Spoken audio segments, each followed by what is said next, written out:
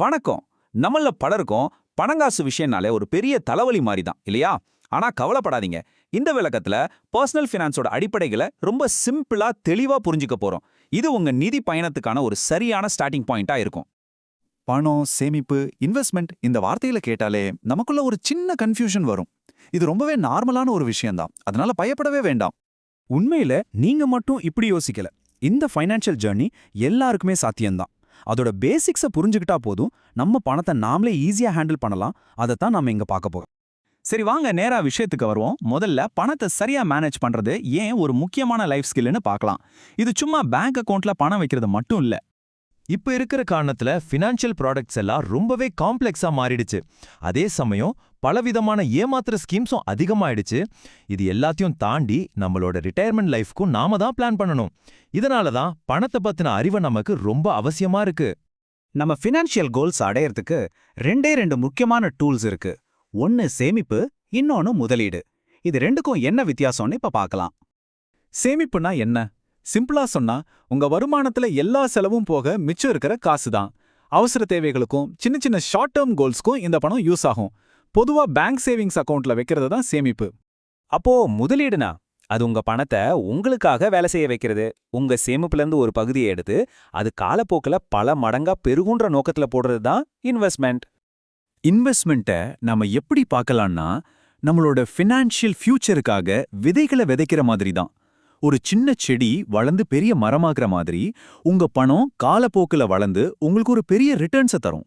சேமிப்புக்கும் முதலீடுக்கும் என்னென்ன வித்தியாசம் வாங்க தெளிவா பார்ப்போம். சேமிப்பு நம்மளோட பாதுகாப்புக்கும் ஷார்ட் டேர்ம் தேவைகளுக்கும் ரொம்ப முக்கியம். ஆனா முதலீடு தான் நம்ம பணத்தை வளர வச்சு நம்மளோட லாங் டேர்ம் கனவுகளை அடைய உதவும். ஆமா, முதலீட்டுல ரிஸ்க் கொஞ்சம் அதிகம்தான், ஆனா கிடைக்கிற ரிட்டர்ன்ஸும் ரொம்பவே அதிகமா இருக்கும்.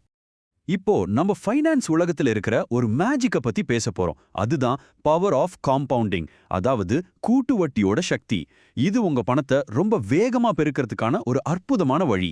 யோசிச்சு பாருங்க, பெரிய விஞ்ஞானி ஆல்பர்ட் ஐன்ஸ்டீனே கூட்டு வட்டிய உலகின் 8வது அதிசயம்னு சொல்லியிருக்காருன்னா அது எவ்வளவு பவர்ஃபுல்லா இருக்கும்.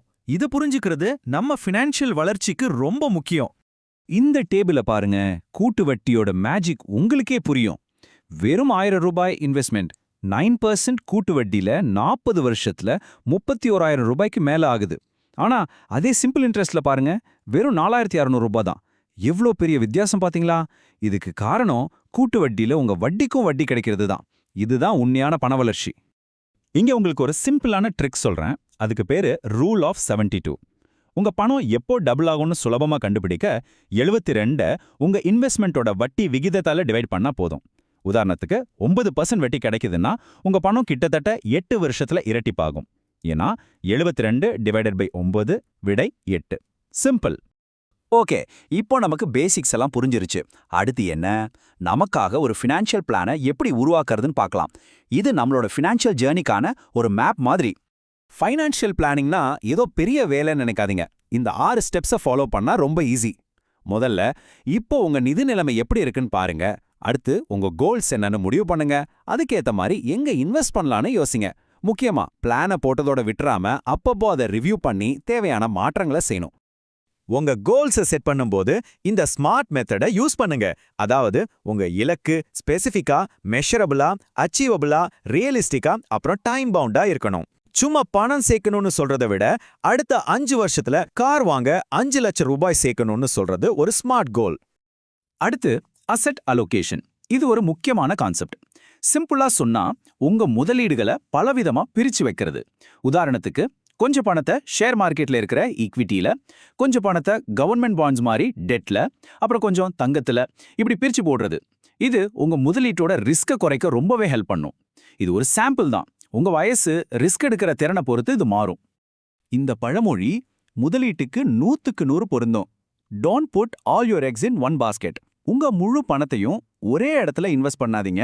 உங்க இன்வெஸ்ட்மெண்ட்ஸை டைவர்சிஃபை பண்றது, அதாவது பழ வகையா பிரிச்சு வைக்கிறது ரொம்ப ரொம்ப முக்கியம். ஒன்னு சரியா போகலைனாலும் இன்னொன்னு உங்களை காப்பாத்தும். சரி, இது வரைக்கும் நாம நிறைய விஷயங்களை கத்துக்கிட்டோம். இப்போ நீங்க உடனே செய்ய ஆரம்பிக்க வேண்டிய சில முக்கியமான ஸ்டெப்ஸை பார்க்கலாம். உங்க ஃபினான்ஷியல் ஜர்னி இப்போதான் ஆரம்பிக்குது. சுருக்கமா சொல்லணும்னா, ஒரு நோக்கத்தோட சேமிங்க. ஆனா வளர்ச்சிக்காக முதலீடு பண்ணுங்க. எவ்ளோ சீக்கிரம் முடியுமோ அவ்ளோ சீக்கிரம் ஸ்டார்ட் பண்ணுங்க. அப்போதான் கூட்டு வட்டியோட முழு பலனும் கிடைக்கும். உங்க கோல்ஸ்க்கு ஒரு ஸ்மார்ட் பிளான் போடுங்க, உங்க இன்வெஸ்ட்மெண்ட்ஸை டைவர்சிஃபை பண்ணுங்க, அப்புறம் உங்க பிளானை அப்பப்போ ரிவ்யூ பண்ண மறக்காதீங்க. உங்க நிதி பயணத்துக்கான மேப் இப்போ உங்க கையில இருக்கு. இந்த அறிவை வச்சு நீங்க எடுக்க போற முதல் ஸ்டெப் என்ன? உங்க முதல் ஃபைனான்ஷியல் கோல் எதுவா இருக்க போகுது? யோசிங்க, செயல்படுங்க.